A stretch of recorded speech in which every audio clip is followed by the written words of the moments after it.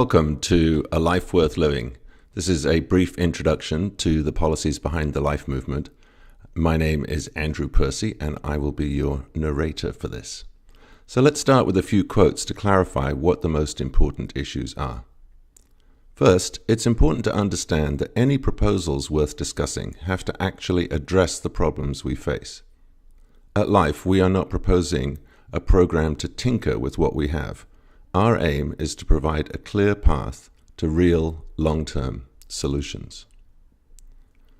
Secondly, we need radical change, socially, economically, and environmentally. And as Neil Lawson enumerates in this excellent list of objectives, we cannot confine ourselves to just social or just economic or just environmental change. Change is needed on many levels. It's the responsibility of those that can see what is needed to develop the path that gets us there. Our democracy is an incredible opportunity, and it also presents us with an awesome responsibility to act. Our engagement must be for structural change if it is to be meaningful. Pursuing broad goals, leading to more fulfilling lives for everybody, is the key to enabling change.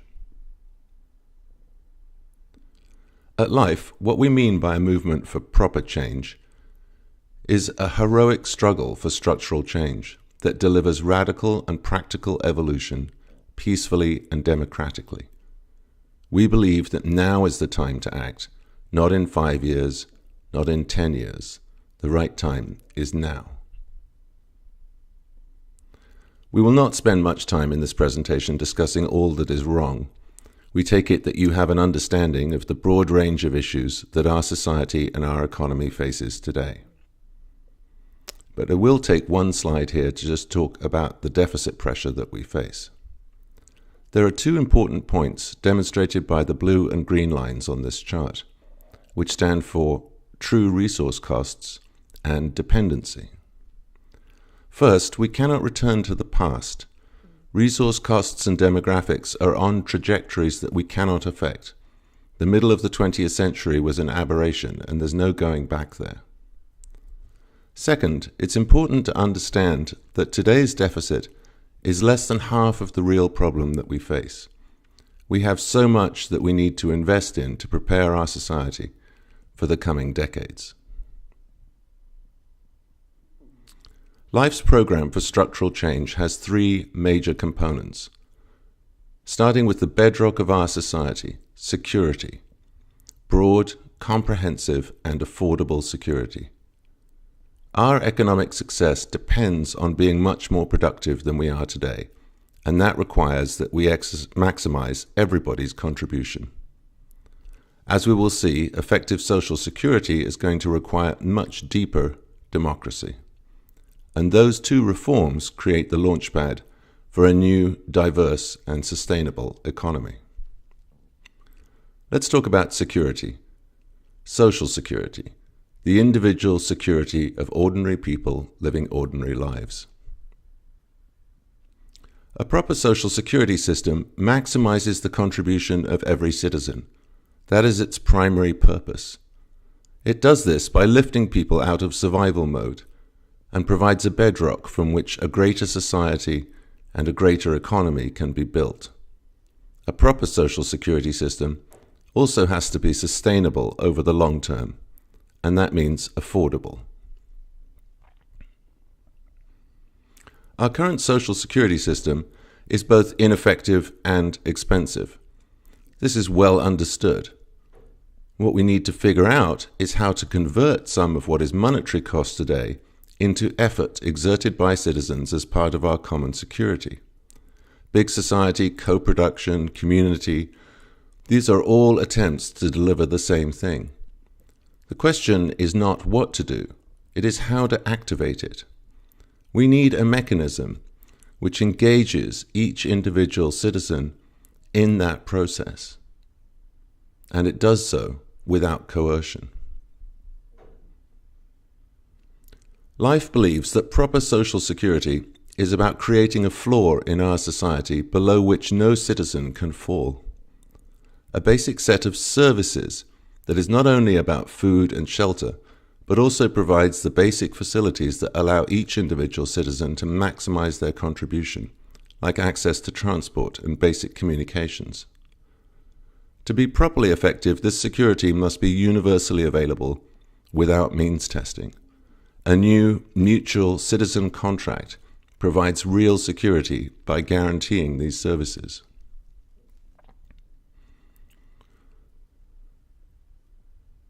The answer to how to make these services affordable lies in understanding that the cost of living is the basis of labor rates. The less it costs to live a basic life, the less we need to earn in pay. For nearly half of working-age people in our society, 80% or more of their earnings are consumed by basic life-sustaining survival needs. If those needs are satisfied by freely available services, that affects wage demands.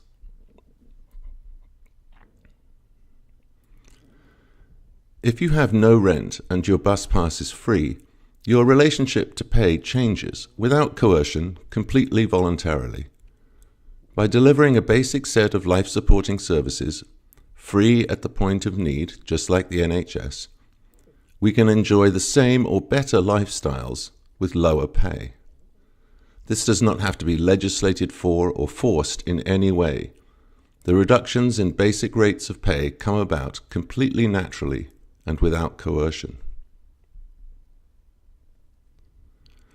We have conducted a survey to gauge the value of these services to different people, and it demonstrates these results. Welfare-type services are valued by people at twice what it costs to deliver them. This provides the opportunity to improve our economic efficiency by delivering greater value than we add cost.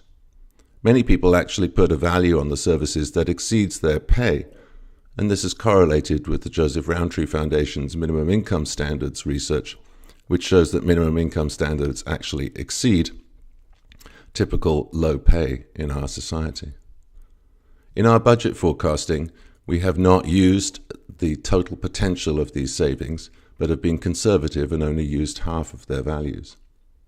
It's also worth noting, blue line on the chart, that not all services would be used by all people. Shelter and food services would only be used by a minority of people, and nobody has to use any of the services. They are there to provide a floor for the market, not replace the market. We have calculated that the cost of providing these upgraded welfare services will be about $115 billion a year. 15 of that is to make social housing rent-free and council tax-free, 56 to provide community food solutions and help with household expenses for the poorest, 22 for local transport, that's basically a doubling of the transport budget, but all of that money pushed down to local communities, and $20 billion to cover communications costs. These would be phased in over 2 years. Our modeling shows that those extra costs of delivering proper social security services can be recouped over 5 years. Half of that comes from the effect of reduced labor rates on the cost of delivering the services themselves, and half comes from efficiencies in local service design and delivery. And those efficiencies are likely to carry on over the long term, keeping social security costs under control into the future. The move to social services liberates and maximizes contribution in a way that no other system does. There is no trap. It is always worth doing something.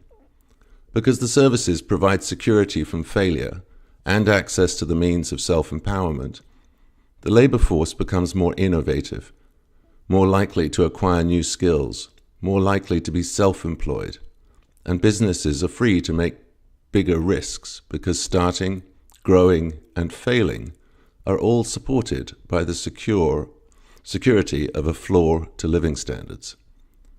These unique benefits are the true value of welfare, supporting vibrant economic activity throughout the population, enabling the microeconomy in which individual micro needs are more deeply and directly satisfied by micro suppliers. No more paying people to stay at home and not work, no subsidizing employer payrolls, If employers need labour, they will need to offer suitable reward to attract the labour they want. This changes the balance of power in employee-employer relationships for good. The move to social security services also increases efficiency across both economic and environmental spheres. Because the emphasis is on cost-effective delivery of public services, economies of scale operate in a way that cannot be achieved with individual purchase of the same services. Food is a great example. It costs less than half to provision, quality can be improved, and waste is massively reduced. Environmentally, public services create opportunities to focus on improving building and transport efficiency in the really short term. Free bus passes can take millions of car miles a day off the road, literally overnight. Given that 50% of our fossil-free target has to be met through efficiency, these are not to be sniffed at. Converting social security into welfare services is a unique and powerful solution that delivers benefits to the entire society and across the entire economy. No other solution can do this. It is affordable and it controls future budgets for the long term. It creates the framework for social engagement and enrichment by freeing the human spirit with a mutual contract for security. This is the missing link in 20th century social democracy and capitalism. This is the future. Let's talk about decision-making for two reasons. One, it is absolutely necessary to make the welfare services work that we improve our current decision-making. And secondly, it's vitally important to a more efficient and resilient society that we need to build for the future. The UK has an impoverished local democracy, and this is a severe barrier to progress because we cannot gain the efficiencies that come from decisions taken much closer to the consequences. We need to attract skills and talent to the management of our communities and regions, and we need everyone more engaged in the decision-making process. Life will replace our volunteer councils with high-functioning local assemblies with high-paid representatives to attract the best candidates. And so that when we push more than 50% of national spending down to these local assemblies, they will operate efficiently and with the effectiveness that we need. Essential to getting greater efficiency from welfare is context-specific service design and delivery. Food, shelter, and transport all need to be very specific to the community that they serve. And we need high-energy, proactive local government to co-design and co-deliver these services to meet specific local needs. Local government needs to operate at a much higher energy level and with much greater citizen involvement if it is to fill the role we need it to in creating a sustainable fabric for a 21st century society. The reform of our social security and devolution of control will both have major beneficial effects on our economy, liberating vast amounts of human capital to make greater contributions. But there's more. We need an investment plan to rebuild our infrastructure. As Dr. Frost points out, if we step up to the plate now, we can lead in many of the new technologies and industries that will define the next century. To do that, we need to invest in our infrastructure and our people. Because welfare addresses our fiscal problems, we can create the budgetary space we need to invest in our future and maintain our leadership in the drive to creating sustainable 21st century societies. To complement the long-term spending control enabled by welfare, we will reform the tax system to simplify income taxes. This will increase revenues by 19%. Welfare spending includes at least $20 billion a year of capital expenditure directly for welfare-related infrastructure. We will also establish a national investment bank for tax-free savings and introduce a carbon tax, both of which will create a funding pool for infrastructure investment. Because welfare also reduces labor rates across the entire economy, it reduces the cost of infrastructure investments and creates the flexible, skilled workforce we need to invest effectively. Life's priorities for investment are social housing, both build and retrofit, the development of national and micro smart grids to enable distributed power generation, which will be the real competition that controls future energy costs, and communications to enable digital connectedness that will serve both citizens and businesses. The end result of these structural reforms is a 21st century society and economy, competitive, diverse, distributed, resilient, efficient, and forward-looking. Quite a laundry list of achievements, all from two major achievable policy initiatives: Social Security reform and democratic reform. We believe that you would have to be crazy to believe that we can deal with our fiscal, social, and infrastructure deficits without structural reform. It is crazy to think that we can go into the 21st century on 19th century infrastructure. We will be held ransom to the least savory states in the world for energy and hostage to dubious services for exports to cover our imports. Tinkering for another 5 years is the crazy option. Can you seriously look your children or your grandchildren in the eye and tell them that you honestly think that our best bet is to spend another 5 years tinkering with the living wage or waiting for global fossil-fueled economic growth? Or would they think you were the crazy one? It's time for action. It's time to move the goalposts, to change the framework of the debate, and to move forward to structural change. Thank you for taking the time to find out about life.